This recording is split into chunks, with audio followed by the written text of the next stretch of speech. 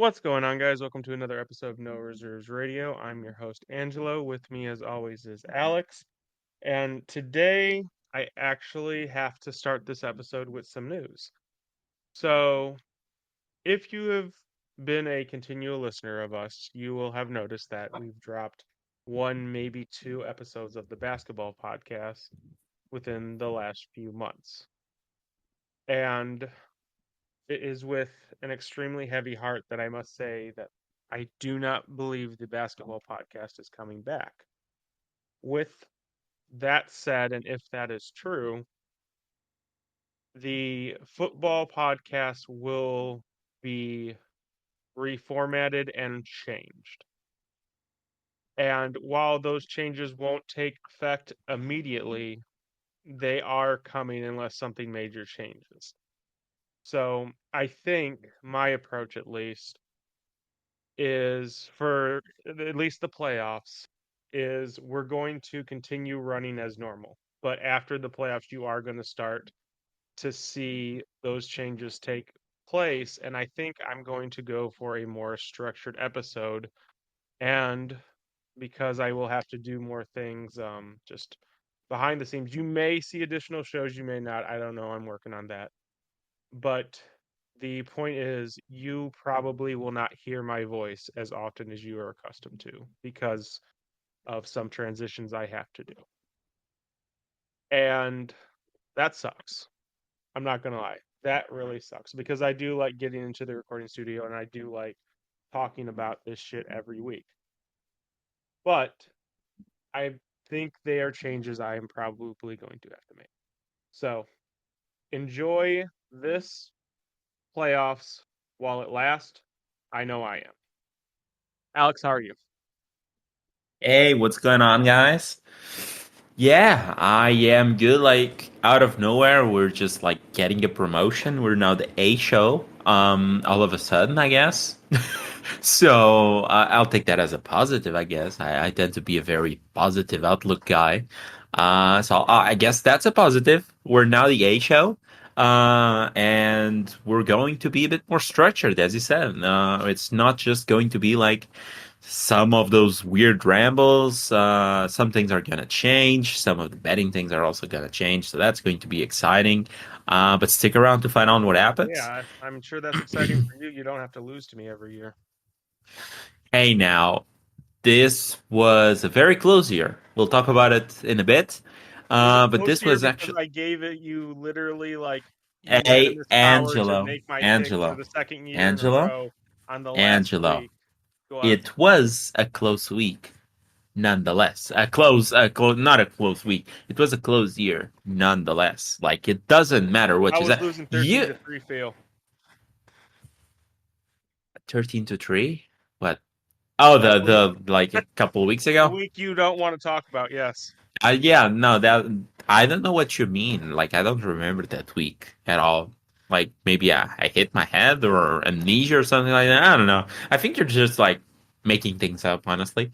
So I like the listeners never heard a review about that week. Like they don't know that week That is actually exists even. accurate. So yeah, like they don't even know that exists, Angelo. Maybe it's all in your head. I wouldn't put it just maybe it was. Maybe it was just that because I don't remember it. So Hmm. nothing to see here. Close year Well, nonetheless. I lose to you by like 3 games. I'm go down ahead and three hammer my games in the shit. end. Yeah. I believe it. I'll talk about it a bit later. Doesn't need to be right now. We don't want to just completely throw this train this train off the tracks. So we'll keep it here. We'll keep it going steady, and we'll talk about it when we talk about it.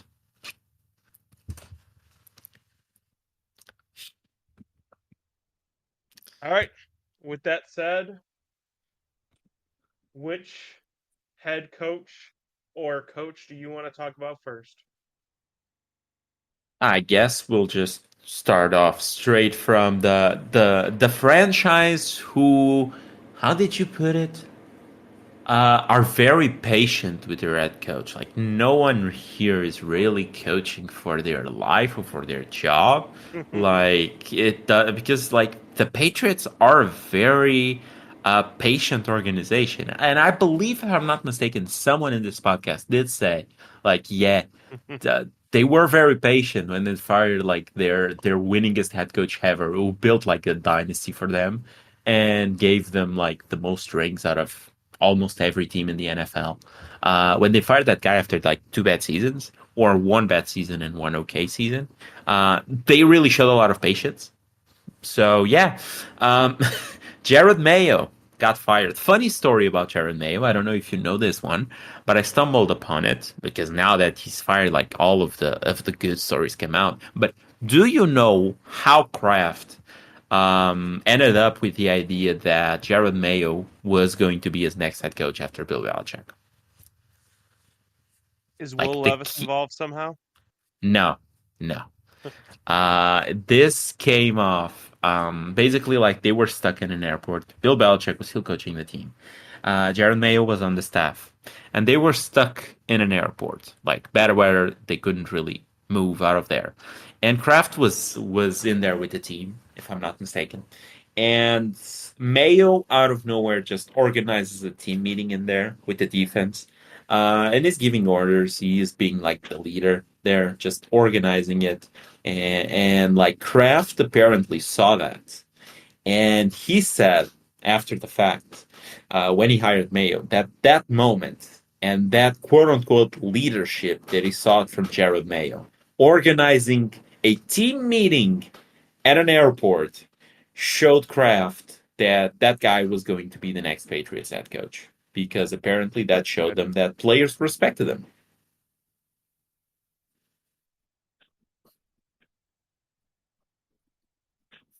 Apparently, they respected him enough that they tried to win the last game and They committed a won it. cardinal They sin. even won Yeah, it. yeah, they won it. But like, how deranged do you need to be to think like that is going to be what decides who's your head coach going forward? Like that key moment.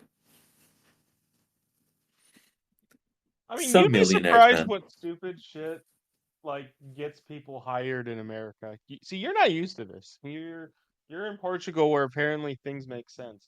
No, no, no, no, no. Okay, People get hired for sorry. the stupidest shit all the time.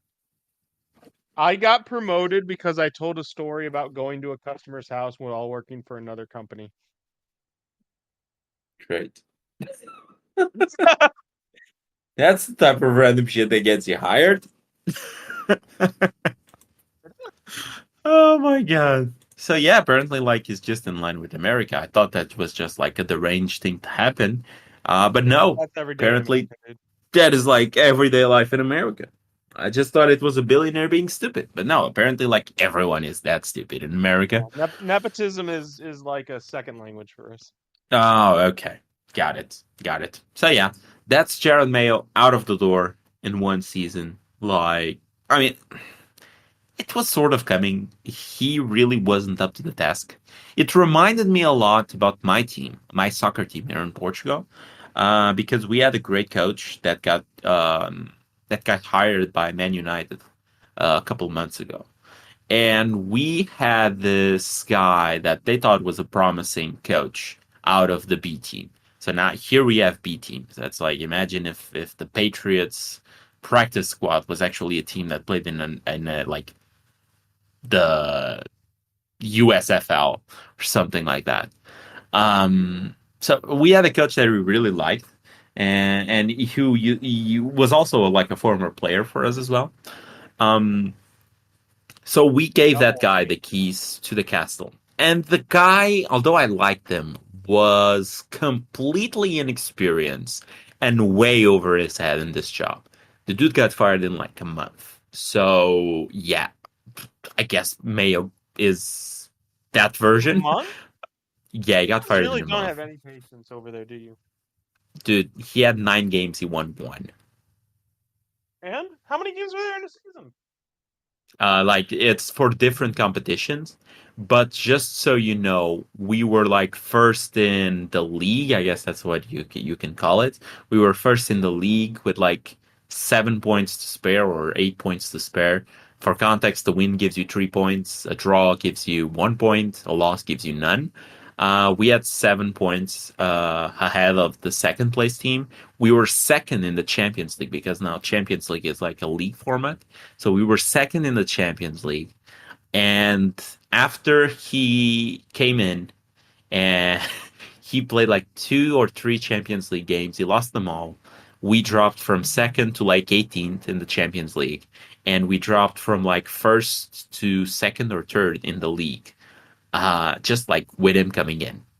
It Mhm. was absolutely disastrous. Like, yeah, he got fired and now he's back on the B team. But I guess that's just like Jared Mayo. Like he was completely over his head, I think. Maybe he becomes a good coach someday, but it really felt like he was just rushed into things. Like his coaching staff really didn't work out all that well. Like the defense was actually good under Bill Belichick, and it just completely fell off a cliff. Um, And the offense, I mean, it looked very anemic at times. I don't know if it is like the roster that wasn't all that good, which I guess played a part in it. But like overall, it really felt like he really hadn't all that much control over the team, and it wasn't all that good. So yeah, so I guess that's going to be Vrabel coming in. Who do you think they hire? I think it's like very clearly it's going I to be think Vrabel. Vrabel is a perfect Patriots head coach, as much as I hate to say it. Former Patriots player. He has all the ties with the crafts. Like, that just feels like the guy that is When he going to was with the finish up. Titans, he continued the Titans tradition, like their culture, their leadership. His defense with the Titans was very solid, which is again, that's a Patriots thing. You hang your head on the defense. And he's going to have someone who could develop into a franchise quarterback. Like I said, jury's still out on Drake May, but he did look very good, especially as the season went on. Like compared to Jacoby Brissett, it was night and day, but he did look better as the season went on. Yeah, like he's for sure like franchise QB in my eyes, at least right now. And I feel like a guy like Vrabel would probably continue to steer him in the right direction here, just by like making his life easier. Like you know what you're getting with him. It's going to be a coach that is going to coach up the defense. Is going to rely on the run game. It's a very, as you said, very Pats-like type of coach. A very Patriot mind type of coach. So it's going to make Drake May's life a bit easier. Now it depends what other changes happen in there, because like the roster isn't all that great, and that's like as much as you can blame it on like Bill Belichick back when he was with the team. Like it didn't get any better with him getting out. Like the draft picks weren't all that great outside of Drake May, I would say. So yeah, and now they're picking fourth, if I'm not mistaken. I mean, to be fair, he only had one draft. Yes, he only had one draft, but I don't know. It feels like they need to bring a proper GM because if you remember, like what they hired were like internal guys. They just like upgraded their position, and they didn't really have a GM. It was like director of football operations and another type of position of sorts, and like both together and the head coach were going to be sort of a GM like with Kraft giving input. It was a very weird process. Like instead of just hiring a fucking GM, like, I believe that's much easier than to do all of this. But yeah, let's see. Right now, I think they're only looking for a head coach. They interviewed a few guys. It feels like Mike Vrabel is most definitely the type of guy that they want, though. That makes sense. Makes sense. So I guess now it's since we're in the coaching, I guess we can talk a bit about a certain team that fired their DC. We can talk Uh-huh. about that team and what happened Season to that over, team. Alex? I Is the season over, Alex? Can we let? uh, Are you done? Are you ready to let the goddamn season die? Like I said, it if was when the we started if the 5-8. Broncos forfeit, do they get replaced by the Bengals, or is it just like a win for the Bills? Oh my god, this guy. I'm just trying to figure out, but yeah, I would say right now that it's probably season over. Okay. Okay, good.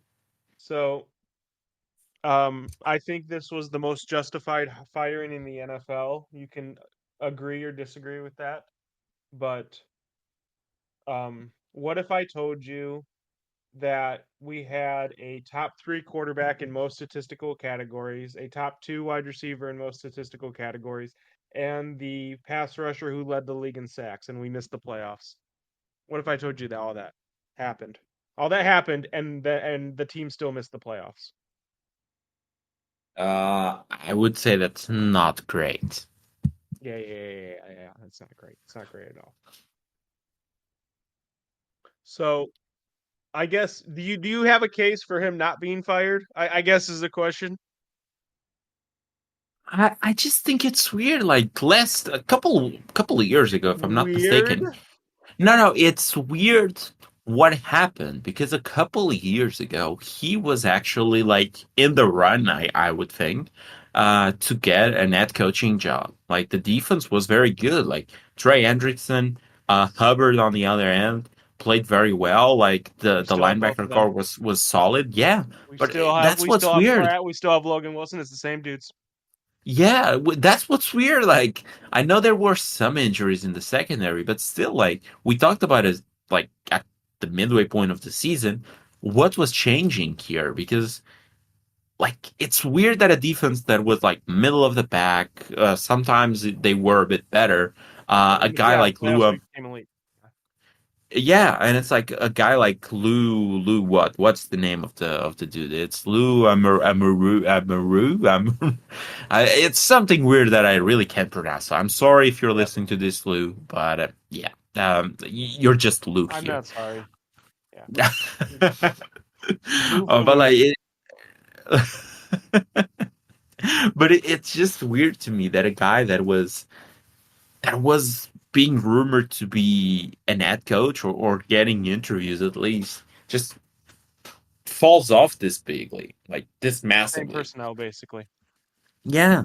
So that's what's weird. Like it just feels like the defense disappeared. Like did he forgot how to coach? Like, just like a Sarah Like Marshall I forgetting think this Sarah is a Marshall better. situation. I think this is a better question for film grinder Alex because just from watching the games, it seemed like there was something that, and I can't put my finger on it, but it just seemed like there was something with his defense that teams were able to exploit that they weren't able to exploit. Because, like I said, Trey Henderson, monster fucking season, led the league in sacks. So it wasn't that we weren't getting pressure. There was just, and especially in the biggest moments, we just couldn't stop a fucking thing. We gave up 40 to the Steelers. We gave them their season high. We gave the Chargers, who are afraid of fucking offense, we gave them their season high. Like, I Yes, don't know. part of the reason might be the decline in safety play. Because like that's the big unit that I see having a complete fall off. Like since you lost Jesse Dax Hill, Bates back into we moved Dax Hill to corner, and you moved Axel to corner. I believe our safeties were Jordan Battle, and I'm forgetting the other safety right now. I think you had Nick Scott in there, but you cut him if I'm not mistaken. There's also like Geno Stone. I believe he played a few games. I think you had what's the name? The safety that you had back with Jesse Bates. There something Vaughn. What's the name of the dude? Something Vaughn. Um, I'm gonna look this up now. what's the name Some of the dude? Because it's only showing up Von Bell and it's not. Oh wait, no, it's Von Bell. Yeah, It Von is Bell. Von Bell. Von Bell. Yeah, the guy that For went to some the reason, I was thinking Panthers. last name Vaughn. It didn't click. It didn't. Yeah, I was Name thinking Von the Bell last didn't name click. was also Vaughn. Yeah, Like that's why yeah. I Geno like. Stone, Jordan Battle, Von Bell. Yeah, that was Yeah, the name. and maybe like there was just a decline there. Like Von Bell was a guy that you had for like 2 seasons, if I'm not mistaken. Then he went to the Panthers. He just played 1 season with the Panthers. Then he got cut, if I'm not mistaken. Yeah, he got cut a year afterwards, But even and he signed a even 1 year deal the with you corners, guys. it's still Mike Hilton, it's still Camp Taylor Britt. Like, Yeah, like from what I've seen, it seems like Cam Taylor-Britt really took a dive this year. yeah, he Um, regressed. I, He definitely regressed. yeah, he regressed quite a bit. Like, think he was just like blowing up coverages here and there, and like when the safety play isn't up to par, like it wasn't this year. I feel like the decision to move that Steele to a corner really wasn't all that great. I thought it was kind of weird when it first came out. And then like Dexel never really. I think he was a better safety than he was a corner, and then he got hurt, so like he wasn't neither.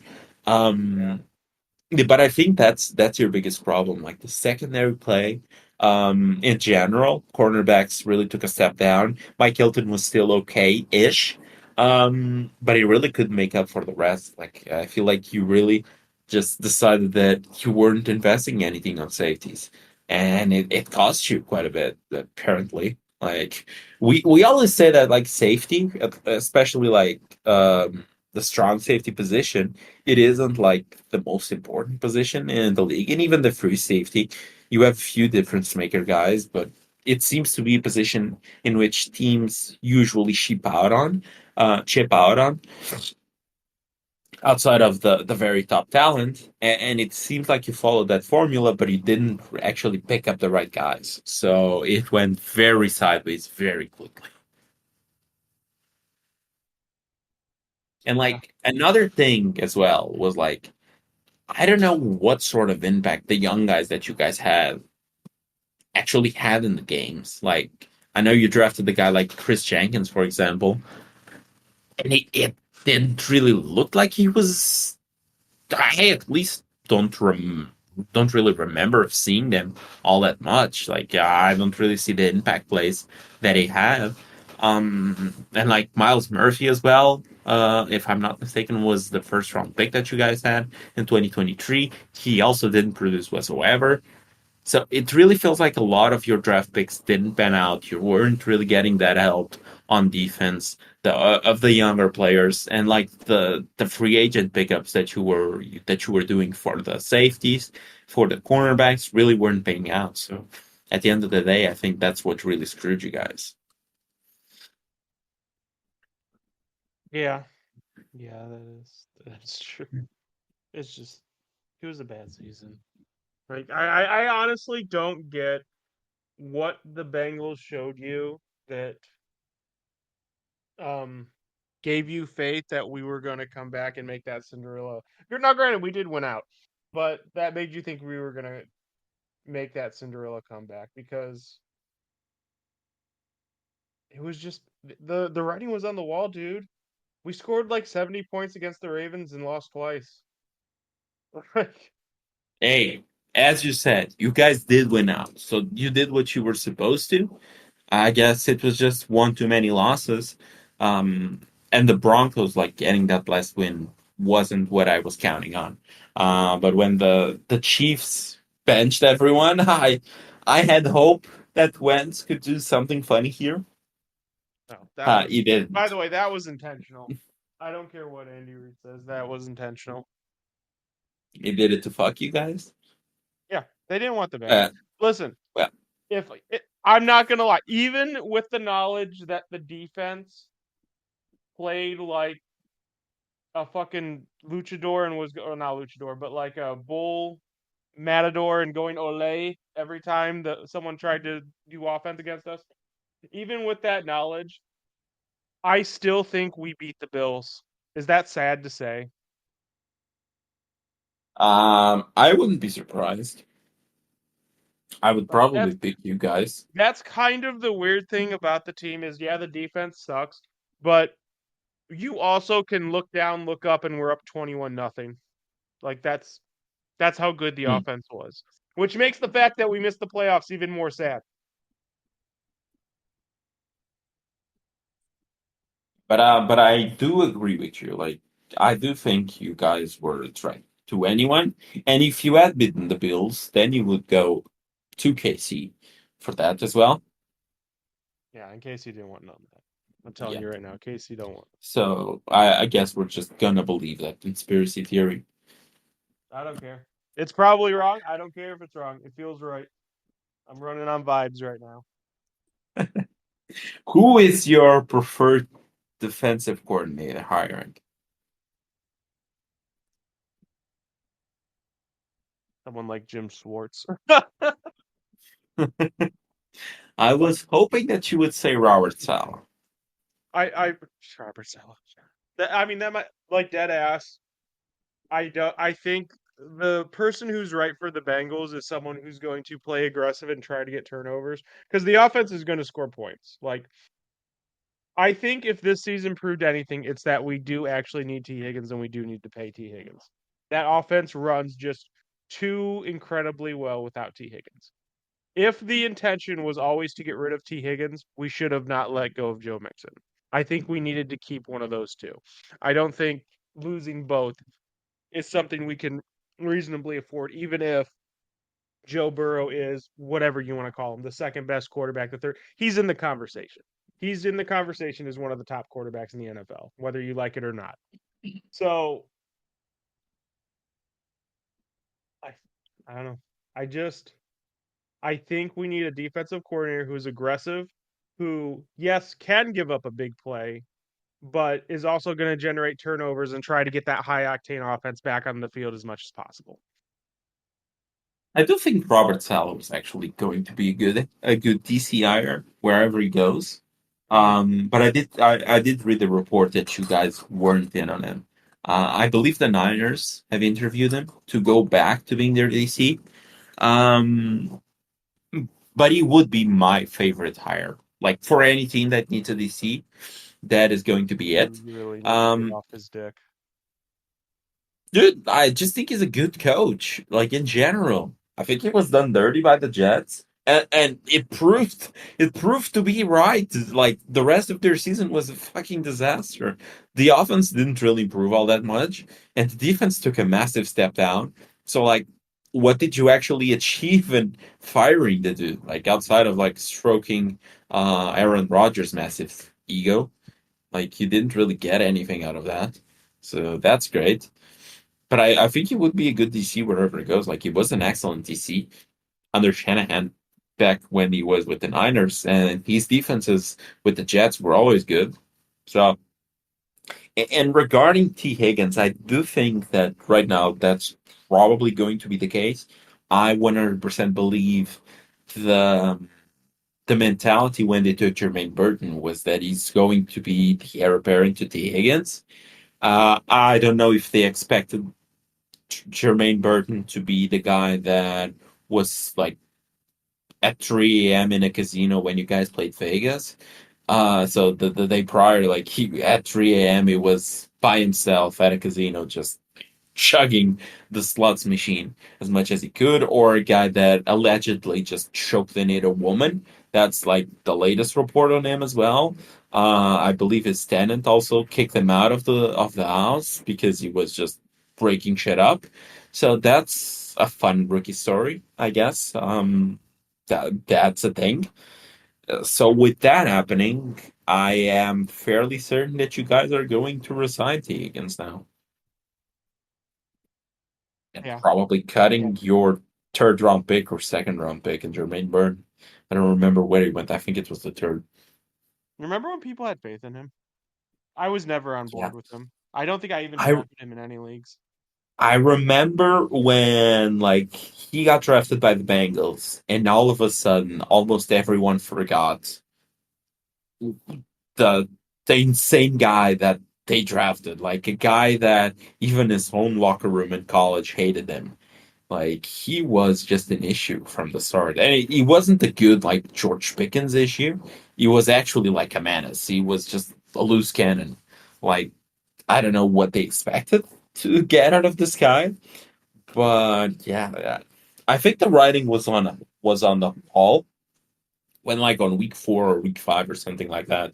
Jamar Chase like came to the media and they were asking him like, did he give any words to Burden about like getting his act straight and whatnot. And he was like, no, like he's a grown fucking man. Just like deal with your own shit. Like I'm not gonna give you a pep talk. You're a grown ass man.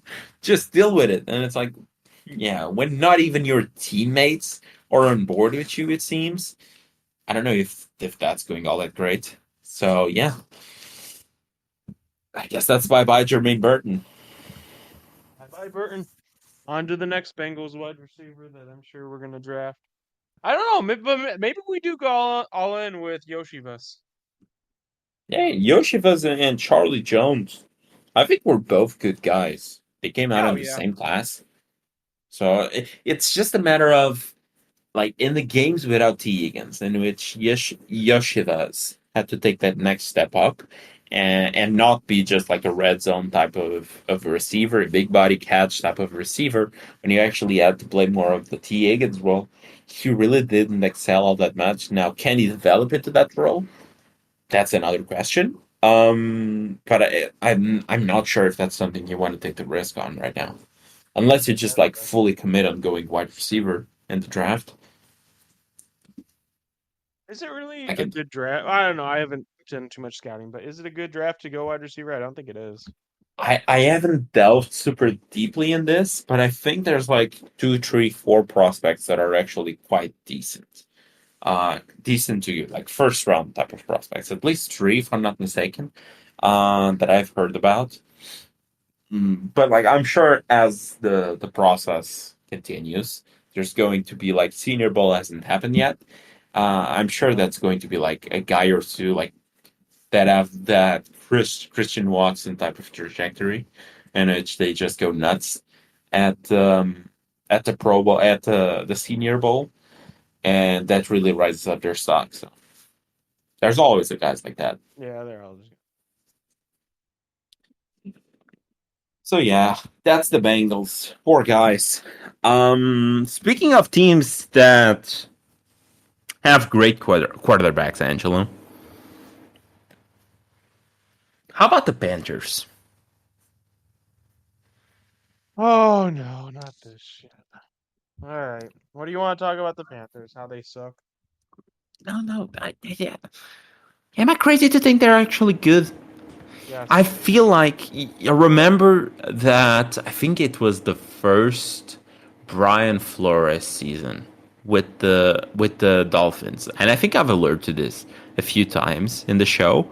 Um, but it was that first season in which they were, if I'm not mistaken, they only won like one or two games. It was the one season in which you had, I'm not sure if it was like Jay Ajayi or something like that. It was a Dolphins running back that made a return that went for a touchdown versus the Pats late in the game, in which you had like Gronkowski deep in that field trying to cover up the end zone. I'm not sure if you remember that play, and then they just returned a touchdown with a bunch of a kickoff with a bunch of laterals for a touchdown, and bit the Pats in like the last 1 or 2 weeks of the season.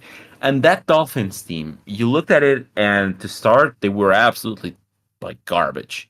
And as the season progressed, you could see like the wins weren't there, but you could see the improvement as the season progressed. You could see them actually look better week by week by week by week. Now the starting point was so low that like every improvement didn't actually feel like that big, or maybe like the starting point was so bad that like any minimal improvement would just look great on them. So maybe that's it.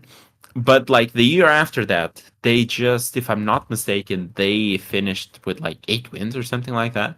And they actually had a solid season. I feel like this is what we're going to see with this Panthers team. I told you they are right now my pick to win the NFC South next year. I feel like Bryce Young really stepped up, man. He was playing with confidence. There was like a touchdown pass that he threw to Tommy Tremble, if I'm not mistaken, in which he was getting some of his cockiness back. He throws the pass, and he could see that it was going to be a touchdown. So then he just turns his back on the pass and he just makes a touchdown celebration, really feeling it.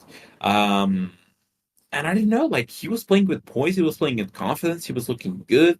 He had 5 touchdowns versus the Tampa Bay Buccaneers team to end out the no versus the Falcons team to end out the season. I feel like they are actually going to be a good team going forward. I think you have false hope.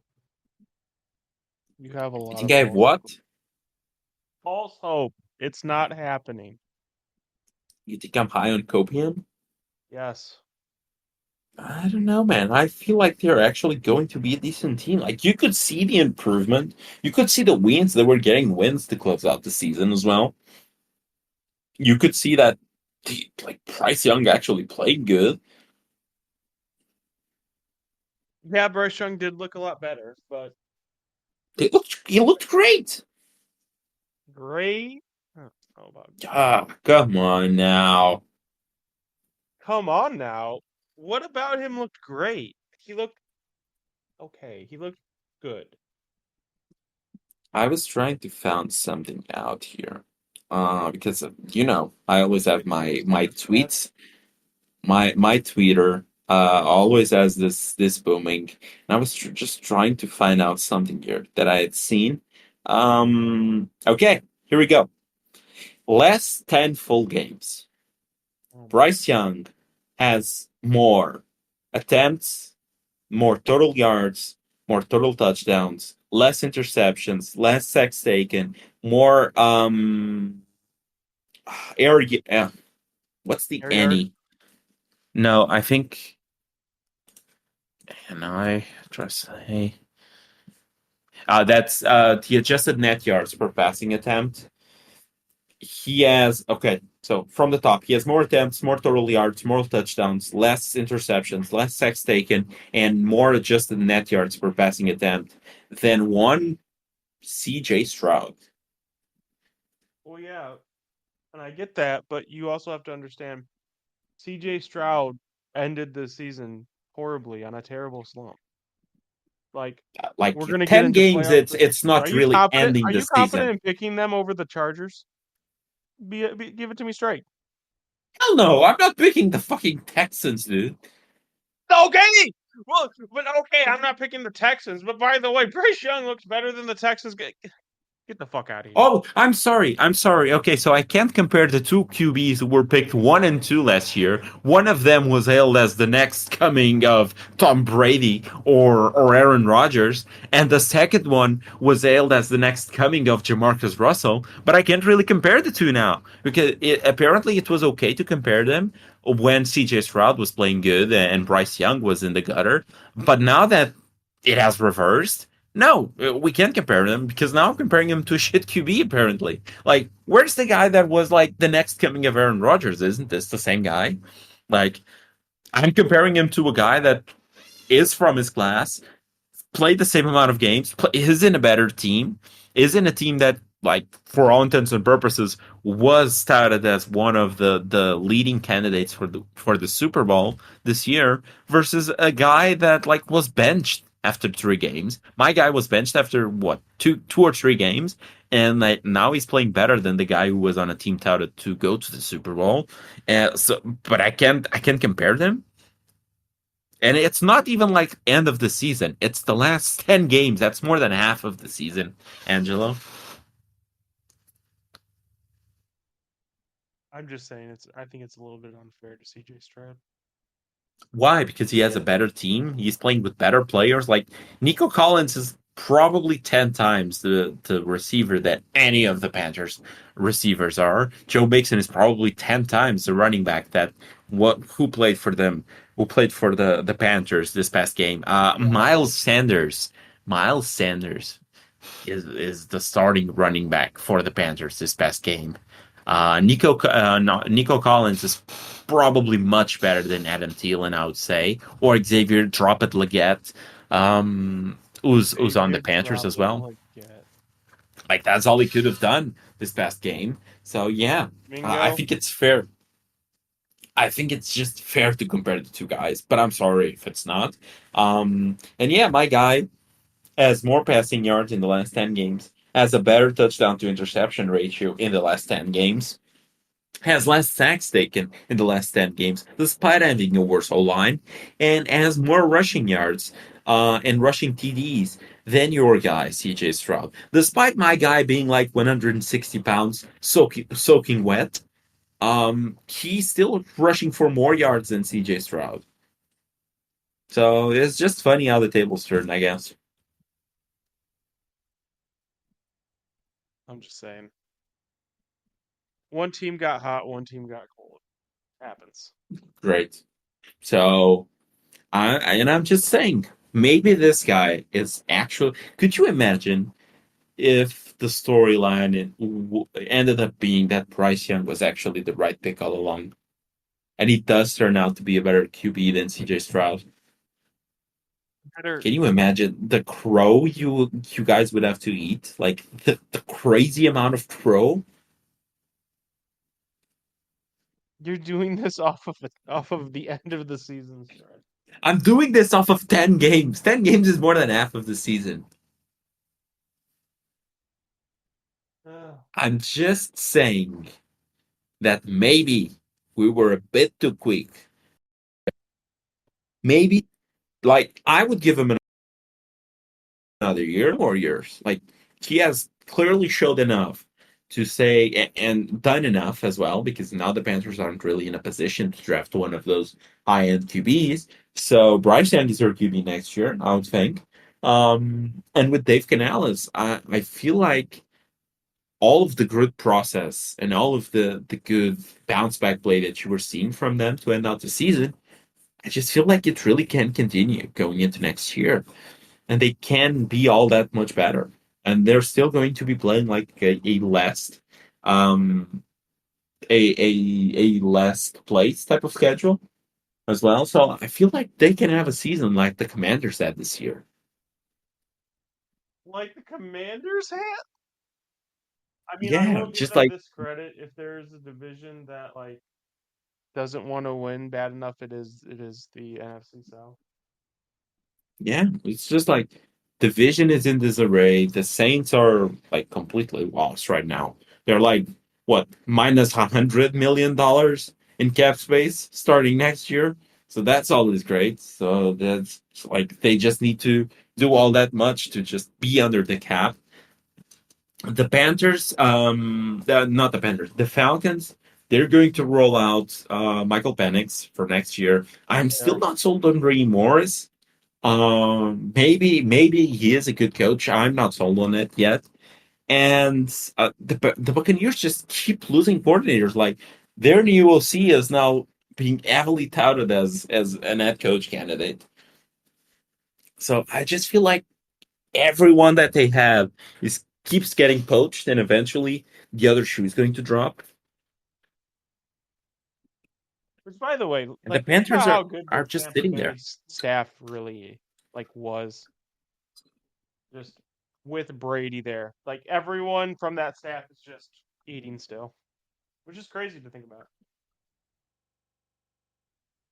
Yeah, for sure. Like the team is still very close to what it was under with Brady. Yeah, yeah, I agree with that. So yeah, I feel like the Panthers are But going then to have we're a gonna great get here season next next year. year. We're gonna well not well yeah it will be next year. We're gonna get here well this year.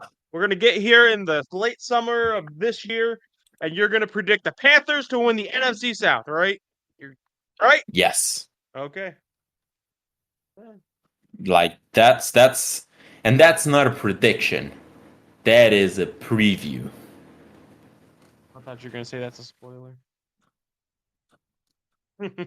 Oh yeah, that's wait. What's the saying? Wasn't that like CM Punk who said that?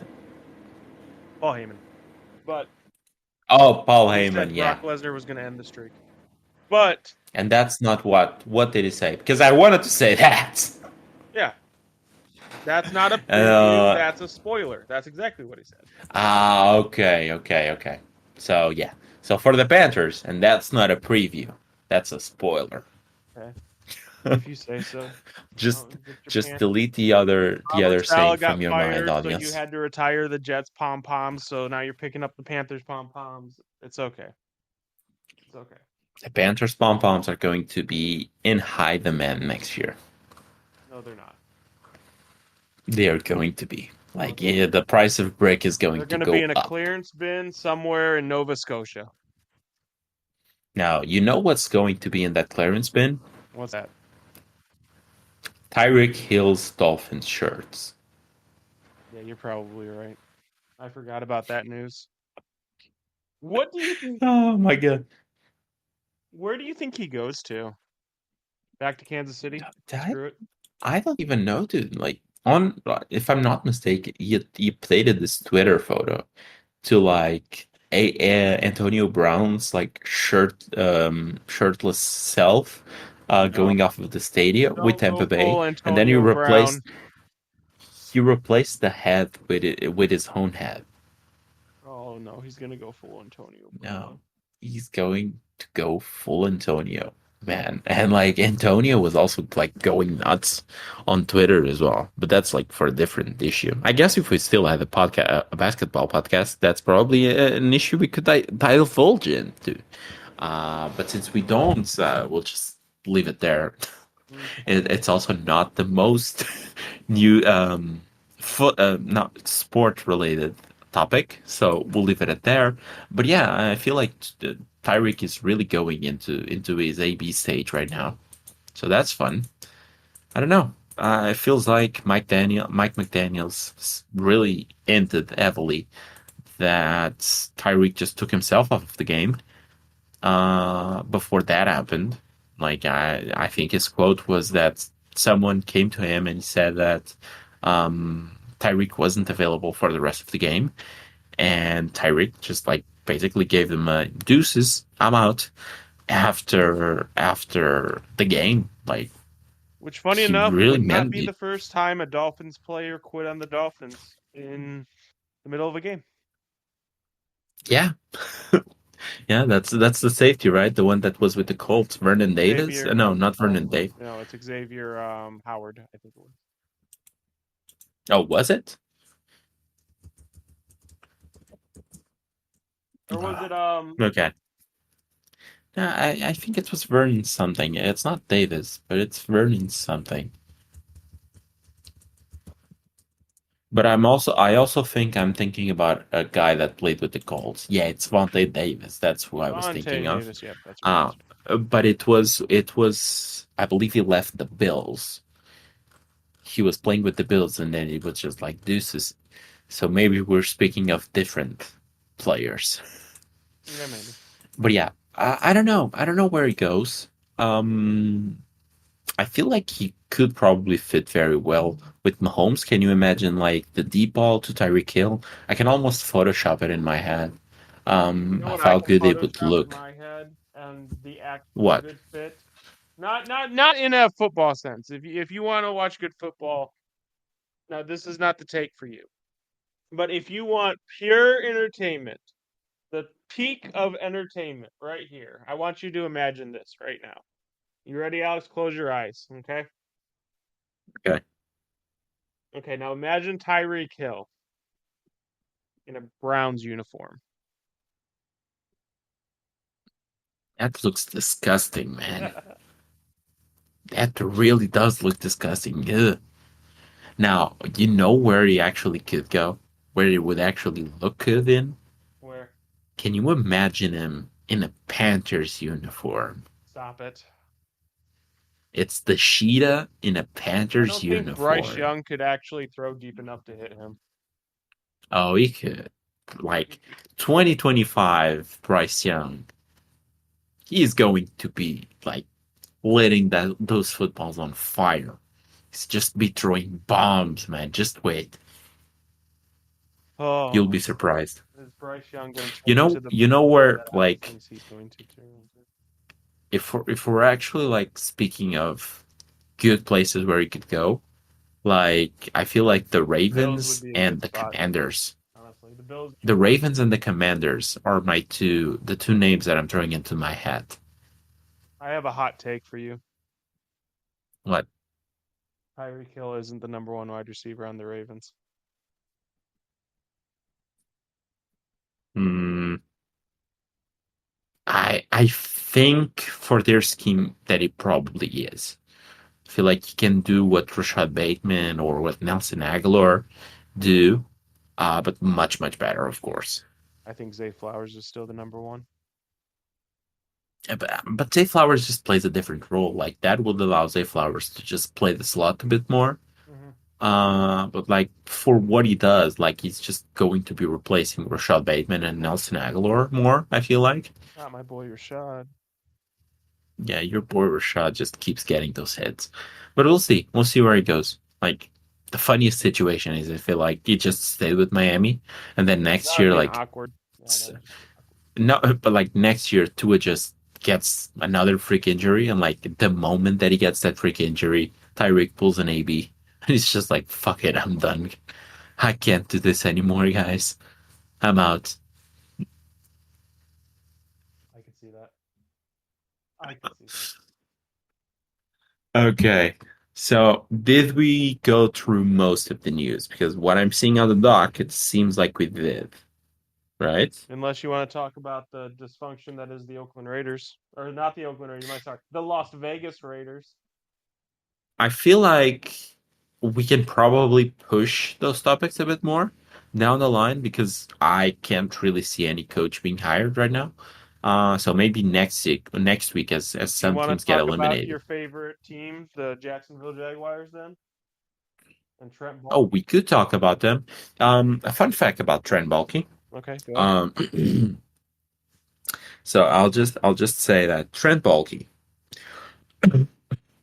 sorry, bit of a cough. For those who don't This know, is Doug now Peterson got fired, but GM Trent Baalke did not get fired. That's the news. Go on. did not get fired. But apparently, like Shad Khan said that the next head coach that he brings in, if he makes it good enough, and mind you, this was an interview that he was making with Trent Baalke sitting next to him. He said that if the next head coach, the candidate, makes a good pitch to him on how else to improve the team in the front office, he would be all in to do that. So, like he was saying, if the next head coach comes in here and he tells me that I need to fire Trent Baalke, I'm all ears. And like Trent Baalke was just sitting there looking. Why the fuck did he So keep him that's on fun. board then? I don't know, man. I don't know. Maybe it was just like, okay, I'm gonna keep you here until I get a coach, and then the coach is just going to tell me what the fuck he wants me to The do with coach you. will decide your fate, not me. Yeah, it's basically a bit like that. Yeah. Okay. So You want just to so you play a know, game? Damn and it. then the puppet comes in. Dun, dun, dun, dun, dun, dun, dun, dun, dun, dun, dun. We need that sound here. We need the saw sound on our soundboard. Okay, so Trent Baalke, he has been with the Jags for the past 5 seasons. In those past 5 seasons, how many times has he picked inside of the top three?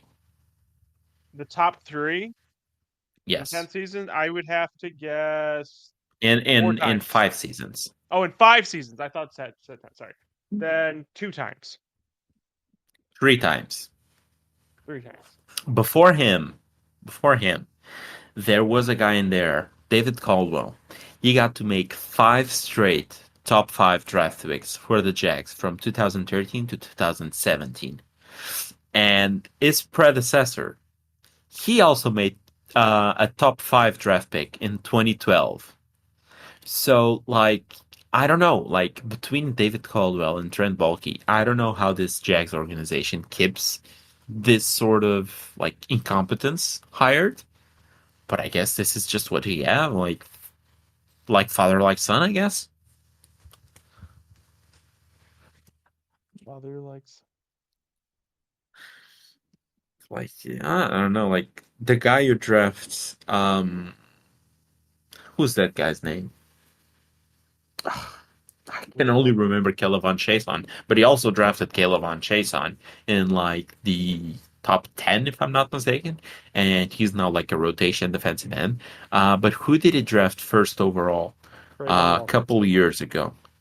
Well, yeah, that's it. That's it. Like the guy who drafts Trayvon Walker. over Aiden Hutchinson and Kevin Thibodeau. Like that guy should be fired the year after that draft. I agree Heck, with that. that guy should I be can, fired I after mean, making the pick. you can argue Thibodeau, but honestly, I think it was Aiden Hutchinson who was the 101 that year. Now, granted, with hindsight, you could say Thibodeau, but I think like during that process, it was Aiden Hutchinson. It should have been Like Aiden Hutchinson. with hindsight, you said Aiden Hutchinson fairly easily. Like I was on the Thibodeau camp. Like That's fair. Thibodeau hasn't done like even a smiggle of what Aiden Hutchinson has done. That's fair. Aiden Hutchinson is one of the top pass rushers in the NFL, and Yeah, Thibodeau is not. So that's Thibodeau that. I guess is that's a fair. rotation guy. But I don't know. I never heard like, and I heard you say it, but I didn't hear an analysis. God, what is it called? A reporter, a draft analysis. I didn't hear a single draft analysis say that Thibodeau should have gone ahead of Hutchinson. Yeah, and like there was a very minority of guys that said it. And most of them came from the pre-process hype that Mhm. Thibodeau had. Yeah, But like the majority were in Aiden Hutchinson. Like no one was on Trayvon Walker though. Like only the very yeah. like All Trent Trayvon Baalke Walker like had dumb fuckers. was that he was freakishly athletic and that he could play multiple positions. That Yeah, was and it. like That was it. and It Trent wasn't a Baalke bad. saw all of that. He Yep. was at the combine, he saw all of that, and he immediately became the image from South Park of the guy just like jerking off at the computer. If I don't recall, his stats in Georgia that year weren't even that impressive. It was They just were he had a shit. good. Yeah, They were shit because he still isn't a true pass rusher. Like his best position is still on the inside. That's where he can actually do something. Because his pass rusher moves are just like utter bullshit. Like he is not good on the edge. Like he is not all that talented in terms of like playing the edge position. He's a freak athlete, but his best position would be to gain some weight and just play on the inside. But like you can't really justify drafting a guy first overall and then uh, just play him on the inside of for a an inside defensive line. linebacker. Like yeah, no, not inside defensive line. Oh, it's a So defense. yeah, Yeah, yeah. So you really can't justify that. So he's just a wasted draft pick. But yeah, so Trent Baalke stays apparently. He has nudes of shotgun apparently, so that's fun. that's fun. Do you agree with the Doug Peterson firing? Yeah, like that was coming. There, I mean, I was surprised he wasn't fired sooner. I would say I just really can't envision a place in which you just go forward with Doug Peterson. Like his record with the Jags was actually like ridiculous. If I'm not mistaken, he lost like in the last two seasons, I believe he lost like 30 something games. It's just insane. Yeah, that is insane. Um, what was my follow-up question? So the so people weren't fans of the Trevor Lawrence contract when it happened, and that was when people viewed him more or less as a fringe franchise quarterback. Do you believe that the narrative around not the contract has changed, but the narrative around Trevor Lawrence as far as his ceiling goes has changed? And what do you think he is still the future quarterback of the Jacksonville Jaguars? Like from the get go, that contract was just stupid. That feels like a watershed moment, which is like that was the moment in which we said, okay, it is okay to pay mid-ass QBs who have never really done anything for the franchise. It's okay to give those guys $50 million per year. Like that was the moment in which we completely lost it. We completely lost the plot with all of the QB signings. Like we seem to be built to think that if we do not pay the QB that we have for as average as it can be, it is always better the unknown than the unknown. And I just feel like sometimes it would take a very ballsy choice to go against that mentality, but it would be the right pick Like there should be no one in their right mind who goes in there and has that decision to make between giving $50 million to Trevor Lawrence, who, mind you, has one playoff win, as if I'm not mistaken, one winning season in his resume. And that playoff win was versus the Chargers, who just like gave that game away. And like look at that Yeah, guy, luck look out. at what he does, and just like give him $50 million API. Like that should never be a thing. And the moment that it happened, it just became okay to give very big deals, very like league breaking deals to guys who are like average to mediocre. And it just sets a bad precedent. Like those guys should be like, okay, you're never resetting the market. And again, Trent Baalke being the mastermind that he is, he decided, okay, let's just give him 50 million because what happens if we don't give him 50 million? We become a team that is drafting top 5 in the draft. Oh, surprise, surprise, you're still drafting top 5 in the league because you gave the guy that is Do you think average there's a $50 chance million. dollars. they draft a quarterback? The Jaguars do. I don't think there's a realistic out in that contract right now. So I would be inclined to say no, especially in this draft class. QBs really aren't that highly rated or touted. But right now I can look at it. So is still Trevor Lawrence. Trevor Lawrence. So for his deal right now, he has a $24 million cap hit next year. Like his first realistic out would be in would be in 2028. Like if you cut him this year, like yeah, it's astronomical. It's an astronomical number. So I don't really think they will ponder the QB. I feel like they will give him another year. Probably they will give him 2 more years. Because after that it becomes feasible to get out of that deal. But for the next 2 years, you're basically like stuck with him. So, like worst case scenario for them, or best case scenario, I guess, is that he keeps playing poorly or he gets injured again. Because like that's another thing that people don't talk about. Like the injuries that pile up on him, and even though he tries to be the Iron Man, like at times when he plays through those injuries, it's even worse. Like it happened last year, so 2023, 2024. So, like for next year, they're stuck with him. The year after, they're stuck with him. 2027, you have sort of an out to get out from under it, or at least like make it reasonable enough. So, I guess like your best shot is that he sucks for another 2 years. You get a high draft pick in the 2027 draft, and you just cut bait from Trevor Lawrence, or that next year he plays well, and you get to trade him because the cap hits coming up are not kind and he has not shown to be the QB to deserve this type of money.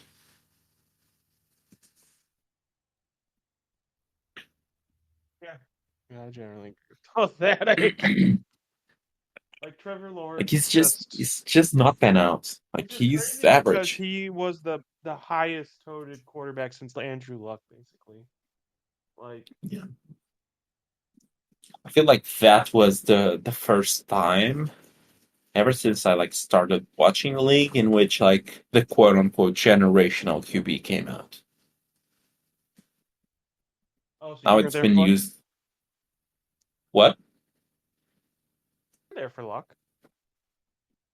No, I wasn't there for Luck. Luck was 2012. I only started Oh, watching like 14 or 15. So interesting. like I wasn't there when Luck came out. Like I believe my first draft class or one of the first draft class that I saw was the Winston Mariota one. So after that you had the Baker Mayfield one, which he wasn't thought of as generational. Then No, you had the Kyler Murray one, which also not generational. no. You had the Daniel Jones one. If I'm no, that was the Kyler Murray one as well, right? Yep. Okay. Hmm. 2020 was the Trevor Lawrence one. So that's like the first big one. Yeah, I remember. where a guy was like touted as generational. Joe Burrow was in 2019, but I don't think he was counted as generational. But he wasn't generational. Yeah. Like there was discussions It kind between of came out of him nowhere. or yeah, like he had that great season in college football, but like before that, I believe he was a transfer to LSU, right? Yeah, from Ohio State to LSU, yeah. Ohio State, yeah. So he wasn't really touted that highly. Like after this season, of course, he got that new hype, that newfound hype. But like before that, like he wasn't in that realm. So it was truly like Trevor. And what a disappointment. Does this make you more skeptical of giving that title to people? Like I think you always need to be skeptical because like generational is just like it's such a high bar to clear, right? It is. And it just becomes like that much harder. Like the weight of the expectations as well. Like I know a lot of these kids, like to Trevor Lawrence, to Caleb Williams, those guys were like they had that hype coming out of high school, for example. So like they've had that hype for quite a bit now. Like when they go into the league, they're like 3 years removed off of that hype. They probably have like 4 or 5 years of a hype, like when they were in like the second year Actually, of another high good point school. because Caleb Williams did get that kind of hype. And first year, once again, it's an extreme. You just said it. It's an extremely high bar to clear. Caleb Williams did not clear that bar. I'm sorry. He did not. Like, Yeah. I don't even know if you can make the argument that Caleb Williams and Justin Fields were really that much different rookie year. I'm Oh, sorry, you buddy. definitely can. Oh, you definitely Do cannot or do can. can. Can? Okay. Oh man. Okay. Now I need Oh to pull up no. stats here. You're gonna bring up You're passing stats. Oh my no, goodness. I'm sorry. I thought we were comparing QBs. Are we comparing like running backs or something like that? This guy. I could have sworn they were both QBs, or at least drafted to play QB. I'm just I know saying it's that hard. that kind of ignores the context that the Bears literally went all in on Caleb. They got not one, but two wide receivers in house, one in the draft, one via trade, as well as already having DJ Moore in the building. Signed a running back, invested in the offensive line, or already had a good offensive line according to you. And Justin didn't have all that. Justin had Darnell Mooney. Like, Yeah, are we Darnell are Mooney is great right now in Atlanta. are we really like you're really gonna compare like Bears all in Caleb Williams season to Justin Fields Darnell Mooney stuff? Go I for it, buddy. am Go for it. not. I am not. I am just saying that one guy threw for like 3.5K yards passing. He had 20 touchdowns, 6 interceptions. Can we just like admit that that's not a bad rookie year, despite playing Not with a bad three rookie year, but it different does head not clear the coaches? bar. It doesn't clear the bar. It doesn't. I'm not even saying that it clears the bar. I'm just saying like that. There's not even a comparison in my eyes to Justin Fields' rookie year. Plus, you also had to factor in the amount of like issues that Caleb Williams had to face in terms of coaching staff. Like he started off the season with Eberflus as an head coach. He loses the head coach. The OC takes over. The OC plays like what 2 games in there. He gets fired. So now the passing game coordinator takes over for the last like few games of the season. He effectively went through 3 different head coaches during a single season, 3 different offensive coordinators during a single season. And it's like, do we not put any weight on that?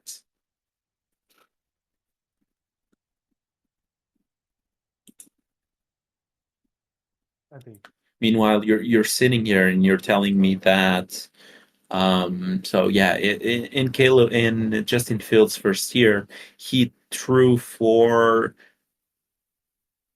1,800 passing yards. He had 7 touchdowns and 10 interceptions. And you're saying that's like I'm not really sure if that surpasses what Caleb Williams did when he threw for like double the amount of the passing yards and he threw for 3 times the amount of touchdowns and only had like half of the interceptions. I feel like that sort of clears what Justin Fields did. Sort of. Like not even maybe. It's just a maybe, Angelo. Just a maybe. Just a maybe, huh? Just a maybe. So yeah. I feel like if he didn't have the hype, we would be sitting here and we would say, okay, this is a decent rookie season in terms of like his numbers, not the overall record. But hey, I do not remember the last Chicago Bears QB who was undefeated in Lambeau. Do you remember? That was half their wins, Alex. No, like he had 1 win in Lambeau. They had 5 wins. Oh, okay, my bad. It just felt Oh. like half. No, no, but like I need to be remembered of the last rookie QB He played one who game. won in Lambeau. Hey, he played 1 game. What's the record in Lambeau? 1-0. Okay, so that would mean that he is. What's the word, Angelo? What's the word when you haven't lost in a place? Help me out here, because English is not my first language, as you know. What's the word when you haven't lost? Is it? I think it ends with like. I think it starts with under something, right? Angela? Undeserving, which is what Caleb Williams. No, I don't think it's that one. I think something like undefeated, right? Unwarranted. No, I really think it's undefeated. But I can Google it just to see if the word is correct. Mm-hmm. But yeah, undefeated in Lambeau, Angelo. Undefeated in Lambeau. All right. Option for this episode. Should we close it out with the playoffs? Yes, we should. Okay. So, how do you want to do this? Do you want to go with the betting first and then we make the playoff predictions, or vice versa?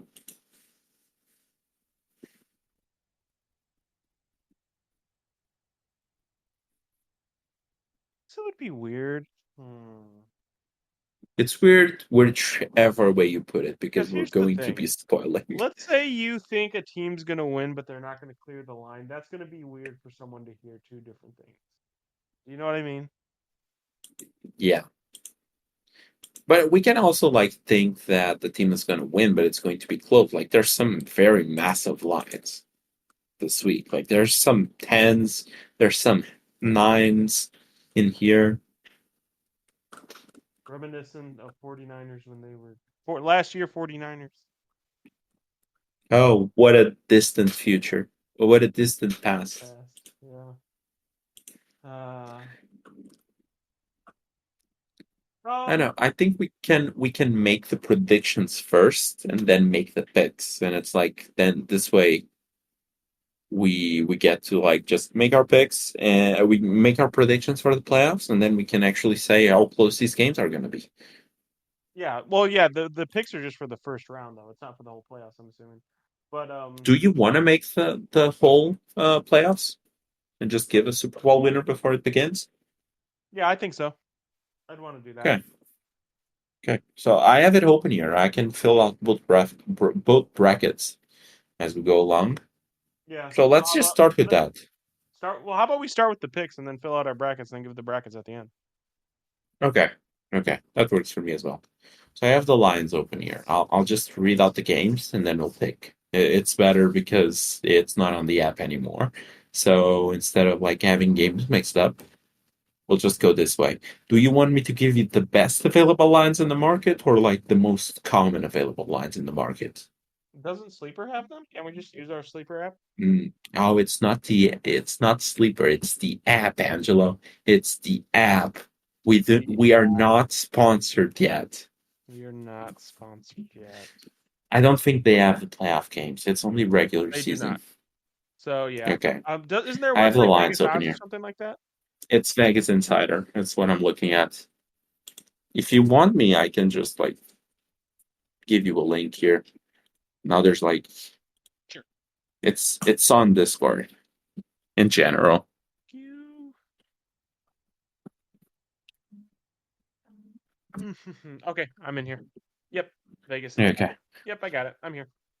So do you want to just like, for example, the first game, most of it is three by now. There's still like one minus 2.5 in FanDuel. Do you want to go with the most available line or do you want to go with the best line?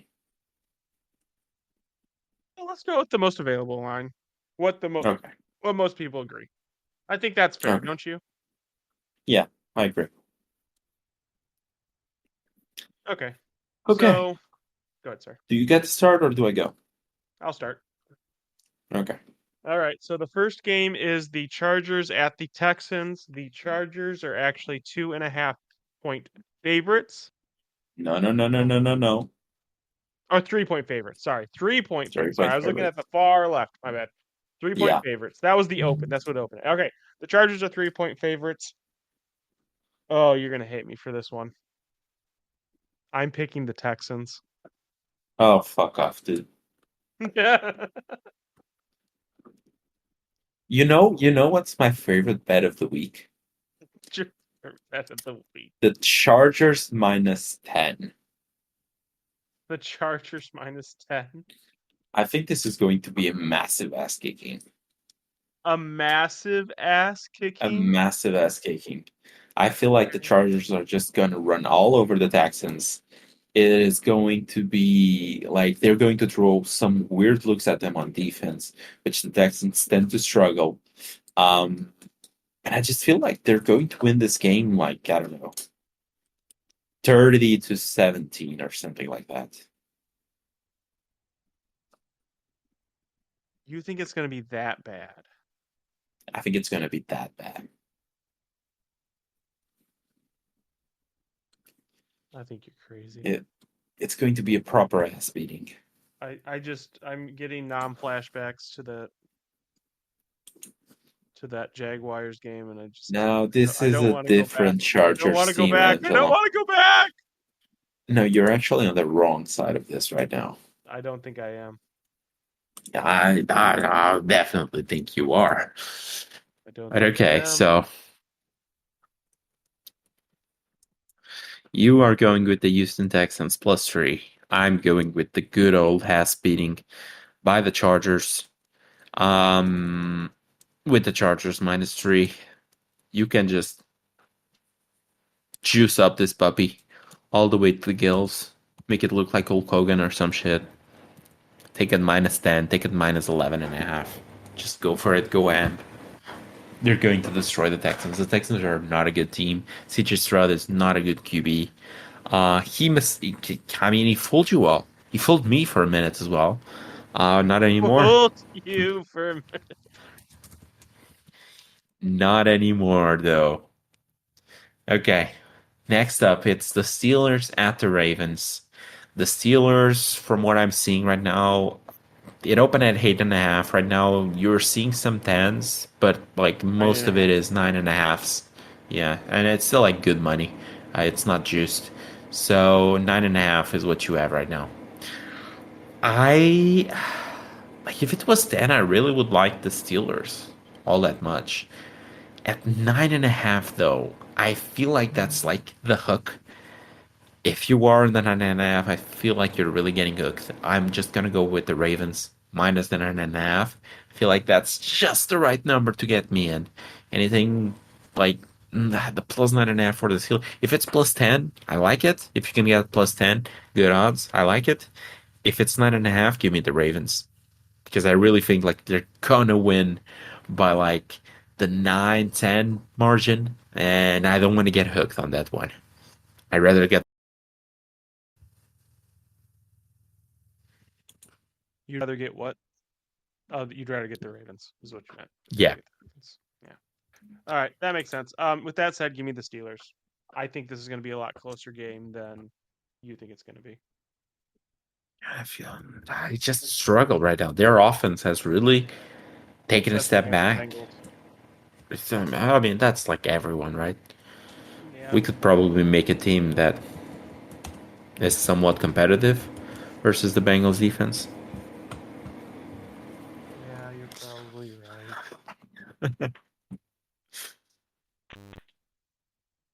Okay, All right, next game next up.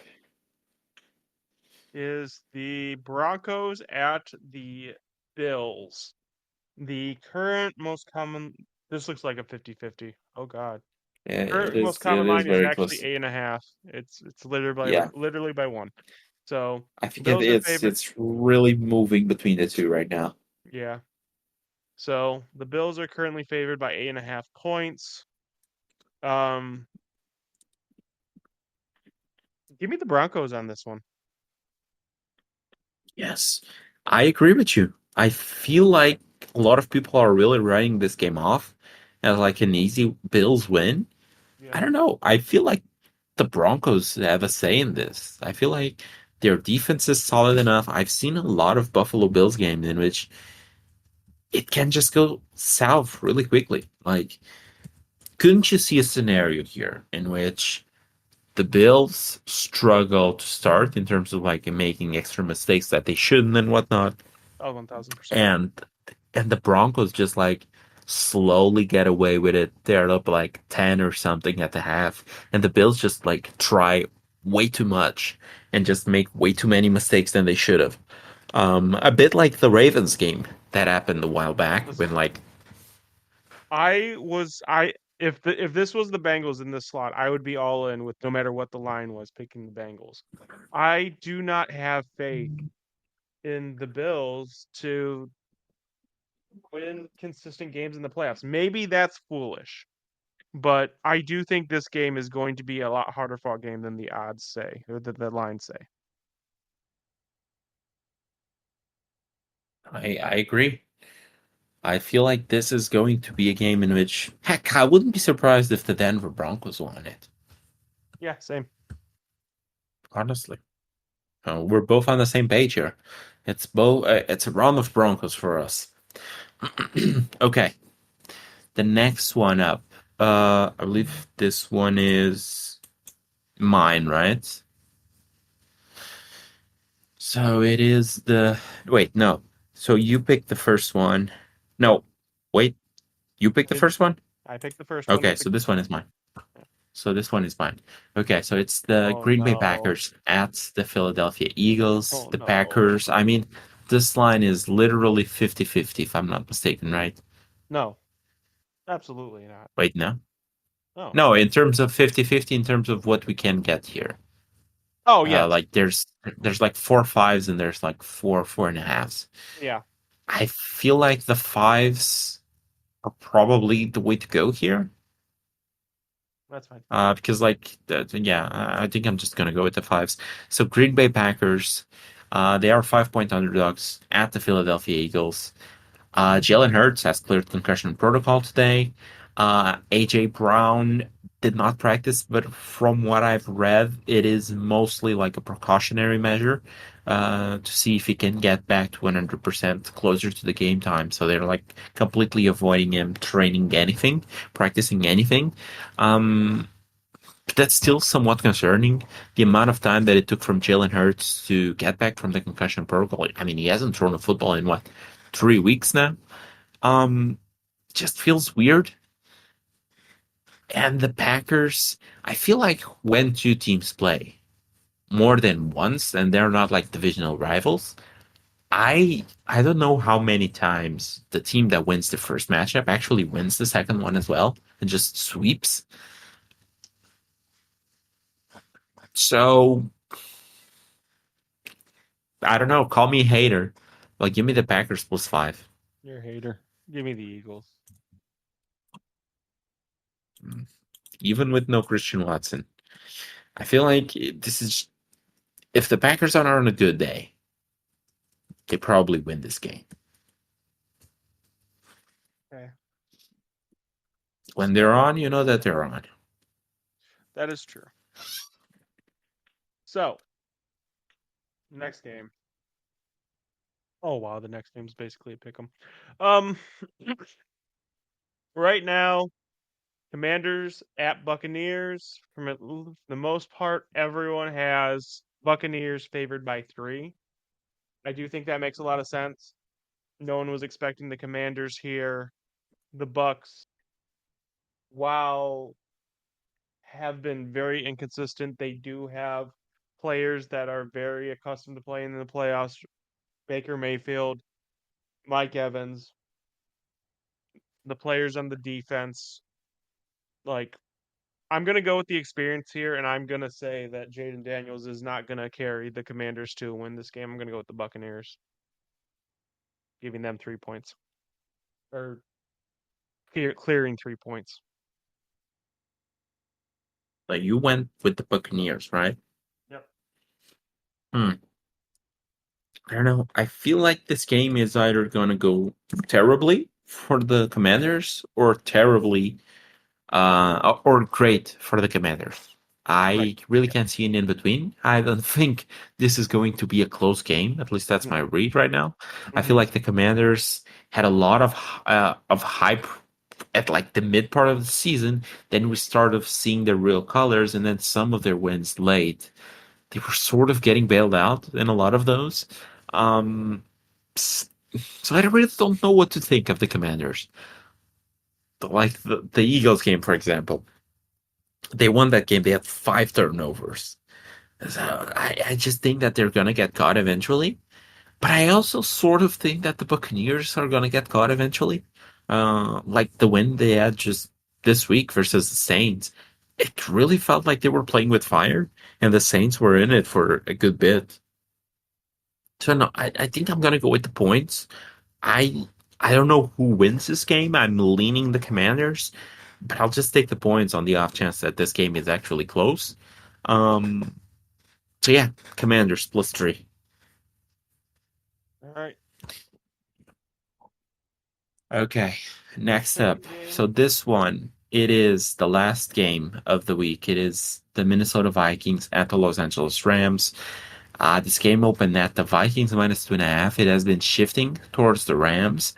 There's mostly ones right now. There's not even 1.5s all that much. Yep. You're only getting ones here. So -1. Everyone and their mama seems to be betting on the Rams. I feel like a lot of people look at this game and think that this Vikings team is the same exact team from a couple of years ago, when they had this great record, but they seemed really fraudulent. And they're looking at this team thinking that they're all that fraudulent, especially after the loss versus the Lions, in which Darnold sort of looked like he turned back into the pumpkin. And they're looking at the Rams, and it's like the Rams are that team that you never really want to face in the playoffs. They are consistent. They know how to run the football. The defense is good enough. They have two great weapons on the receiving game. They have the experience with Stafford and McVay.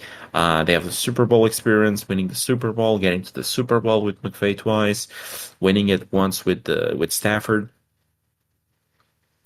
But I'm just gonna go with the Vikings, man. I feel like people have a wrong read on this Vikings team. I feel like if they had not even beat, but if the game versus the Lions was closer, I feel like this line would have stayed at -2.5, would have gone up to -3, probably -3.5, and everyone would be on the Vikings. But on the prime time, it didn't look great. And I just feel like that's a divisional matchup. You really can't put a whole lot of weight on it. I still think the Vikings are the better team, and I feel like the Vikings are going to beat the Rams. I just I remember when Alex was like, "Oh, what? You're underrating Matthew Stafford? Matthew Stafford is a Super Bowl winning quarterback. He's one of the best quarterbacks in the NFL." And now sitting here, he has the chance to pick Matthew Stafford, and instead he picks Sam Darnold.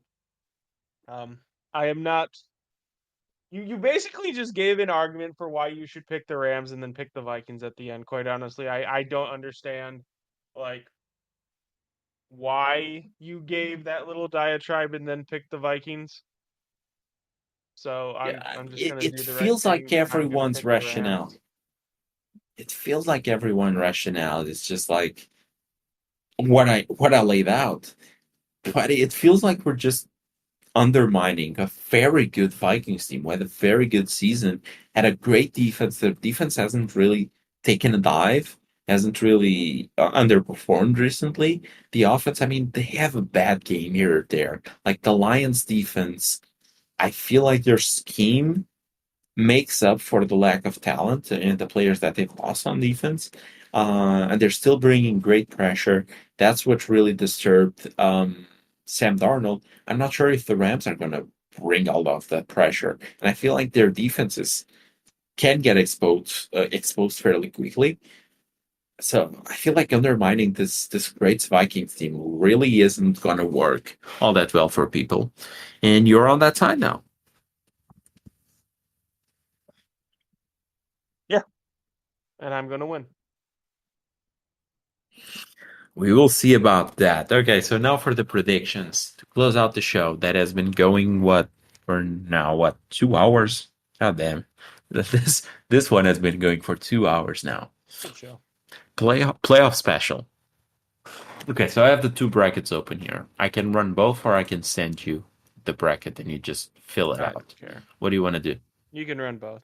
It'll be quick Okay, and easy. okay. So first matchups: Texans, Chargers. Who do you have going ahead? Give me the Texans. Texans. Okay, I guess I'll just fill out your wild card bracket. I'll fill out my wild card bracket, and we'll keep going like that. Then divisional round, conference, Super Bowl. Okay, so Ravens, Steelers. The chance to be a freaking Ravens hater is real right now, but it's not the Steelers, bro. Give me the Ravens. Okay, Bills at Broncos. Broncos at Bills. Give me the Bills. The Bills. Vikings at Rams. Give me the Rams. Commanders at Buccaneers, Buccaneers. and Packers at Eagles. Eagles. Okay. So for me, Texans Chargers, I'm going with the Chargers. Ravens Steelers, I'm going with the Ravens. Bills Broncos. I'm not going to predict two upsets in this round, so I'm going to go with the Bills, but the temptation is real. Vikings at Rams, I'm going to go with the Vikings. Commanders at Buccaneers, I'm going to go with the Commanders. Packers at Eagles, I'm going to go with the Packers, man. Okay, so for your divisional round, you have the Ravens at the Bills. Give me the Bills again. You have the Texans at the Chiefs. Give me the Chiefs. You have the Rams at the Lions. Give me the Rams again. Oh my God, dude. You have the Buccaneers at the Eagles. Remember the last two times the Buccaneers faced the Eagles.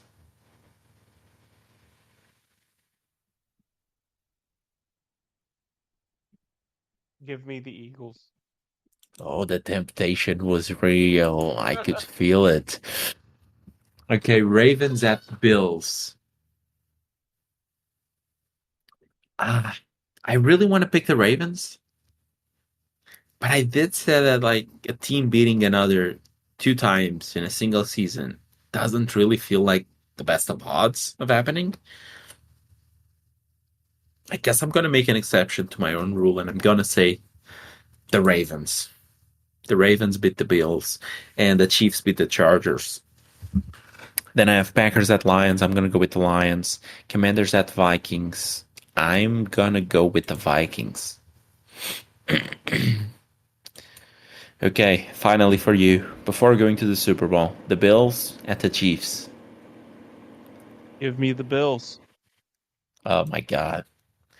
The Rams at the Eagles. Give me the Eagles.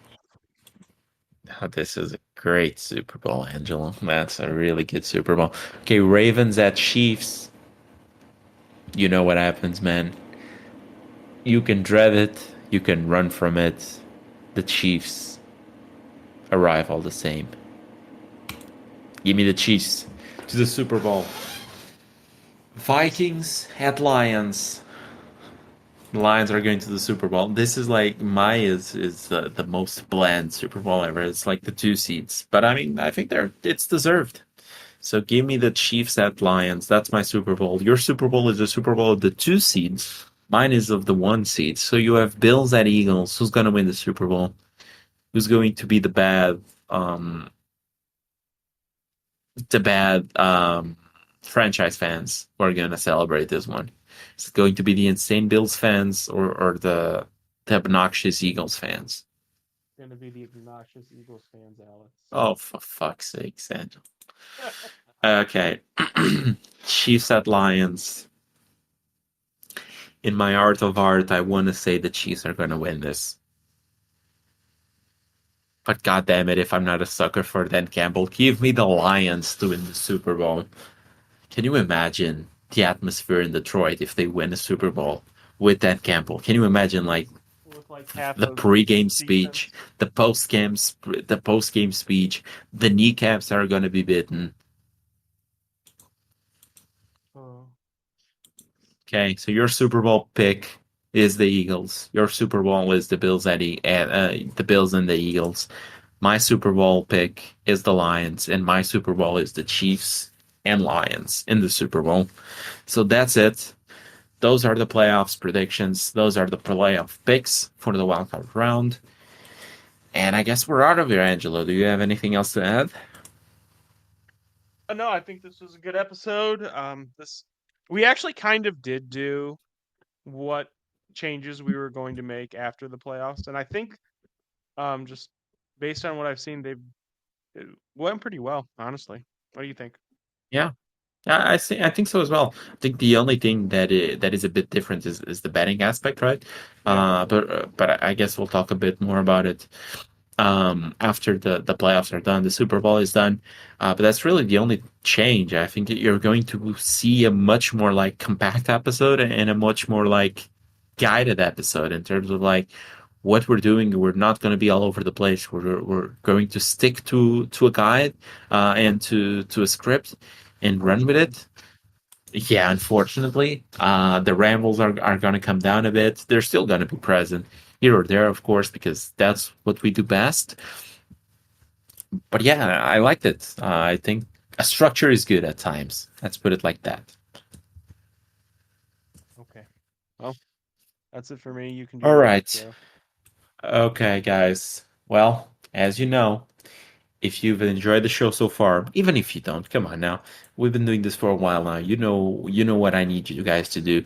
I need you guys to, if you're listening on the podcast app, the Apple Podcast app, that is, the Spotify app, I need you guys to leave us a 5-star review, to subscribe to the show, turn on the auto downloads as well. It really helps out the show quite a bit.